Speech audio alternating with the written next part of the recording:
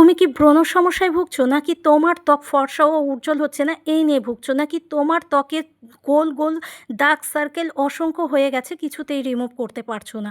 বা যে কোনো রকমেরই দাগ থাকুক না কেন সেই দাগ তুমি রিমুভ করতে পারছো না। এরপরে বলি স্যান ট্যান পড়ে গেছে সেই স্যান ট্যান থেকে রিমুভ করতে পারছো না। তোমার ত্বক আগে ফর্সা ছিল বাট এখন কালো হয়ে যাচ্ছে। এই সমস্যায় ভুগছো। এটা ছেলে বলো মেয়ে বলো প্রত্যেকেই কিন্তু ব্যবহার করতে পারবো এই দুর্দান্ত রেমেডি। তো চটপট আমরা রেমেডির মধ্যে চলে যাই কিভাবে এই রেমেডিটি তৈরি করব। আমাদের ঘরে থাকা ৩টি উপাদান দিয়ে কিন্তু এই রেমেডি তৈরি করতে পারবো।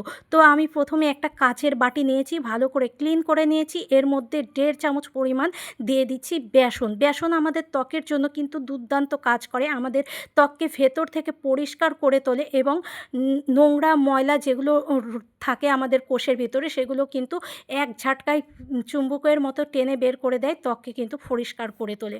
এরপরে দিয়ে দিচ্ছি ২ চামচ পরিমাণ টক দই। টক দইয়ে থাকে ল্যাকটিক অ্যাসিড প্রচুর পরিমাণে, যার ফলে আমাদের ত্বককে নরম ও হাইড্রেট করে তোলে। এরপরে দেব কাসুরি হলুদ। তোমরা চাইলে কাসুরি হলুদ দিতে পারো বা রান্না করা হলুদও তোমরা অ্যাড করতে পারো। তা আমি ১ চিমটি দিয়ে দেব আমার ঘরে থাকা রান্না করারই হলুদ।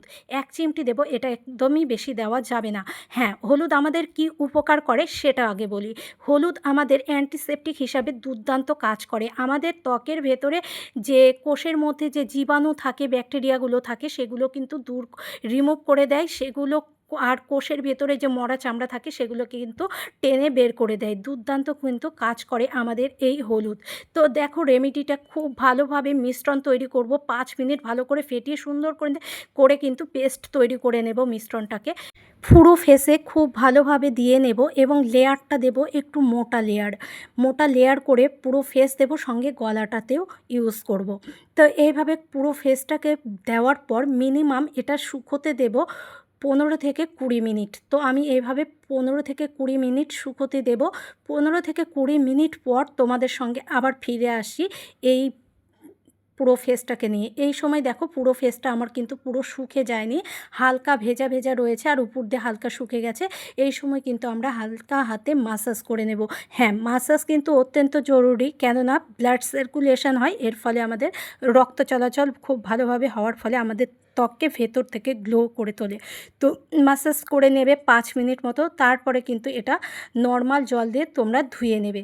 তো নর্মাল জল দিয়ে ধুয়ে নেওয়ার পর আমি তোমাদেরকে কিন্তু দেখাচ্ছি আমার পুরো ফেসটা কতটা গ্লো করছে আগের তুলনায়। তাহলে একবার ইউজ করলেই যদি এতটা গ্লো আমি পেয়ে থাকি, তাহলে তুমি এটা বারবার ইউজ করলে কতটা গ্লো পাবে তোমরা নিজেরাই দেখে নাও। হ্যাঁ, এটা আমরা সপ্তাহে কয়বার ব্যবহার করব? এটা সপ্তাহে আমরা ২ থেকে ৩ বার ব্যবহার করব। তো দুর্দান্ত এই রেমেডি কিন্তু কাজ করে। এরপরে কিন্তু এই ফেস প্যাকটি ব্যবহার করে অবশ্যই কিন্তু একটা ময়শ্চারাইজার ব্যবহার করবে। এই ছিল আজকের ভিডিও। আশা করি ভিডিওটি থেকে একটু হলেও উপকার পেয়েছো। আর যদি উপকার পেয়ে থাকো তাহলে একটা লাইক, কমেন্ট আর বেশি করে শেয়ার করে পাশে থেকো। আর যাওয়ার আগে একটাই কথা বলবো, চ্যানেলটা যদি এতক্ষণে সাবস্ক্রাইব না করে থাকো তাহলে অবশ্যই চ্যানেলটি সাবস্ক্রাইব করো।